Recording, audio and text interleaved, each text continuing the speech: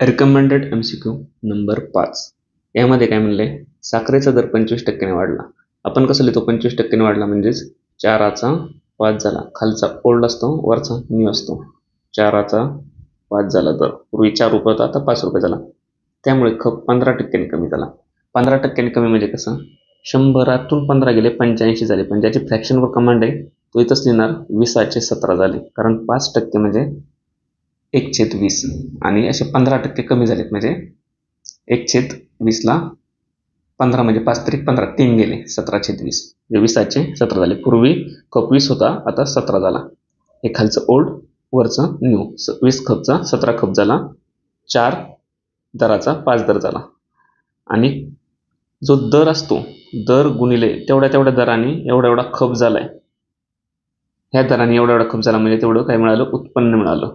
त्यांचं मल्टिप्लिकेशन उत्पन्न येतं. 17 किंवा 5 1 5 5 चौक 20 यांचा गुणाकार आहे ना.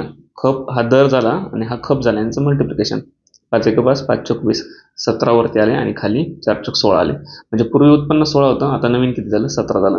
म्हणजे 17तून 16 गेले, एक उत्पन्न वाढलं. किती वरती, 16 वरती. 1/16 म्हणजे ज्याचं फ्रॅक्शनवर परत कमांड आहे तो लिहिणार लगेच 6.25.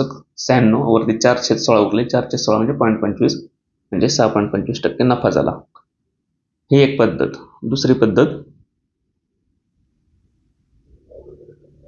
आपल्याला माहिती आहे उत्पन्न म्हणजे काय. उत्पन्न म्हणजे एवढ्या दराने एवढा खप झाला. पूर्वीचं उत्पन्न 1 आहे, दर 1 आहे आणि खप 1 आहे, तेव्हा उत्पन्न किती झालं, 1 झालं.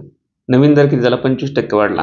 म्हणजे एकाचा किती झाला, 1 हा पूर्वीचा दर आहे. पूर्वीचा एकाचा किती झाला, 25% वाढला म्हणजे 5/4 आला. तेच येतं एकूण. आणि खप किती झाला, पूर्वीचा खप 1 आहे, त्याचा किती झाला, 17/20 झाला. 1 इंटू म्हणजेच 1 इंटू नाही लिहिलं तरी चालेल. 5/4 हा नवीन काय झाला दर, 5/4 आणि नवीन खप किती झाला, 17/20. मग नवीन उत्पन्न किती झालं, यांचा गुणाकार केला. 5 1 5 5 चौक 20.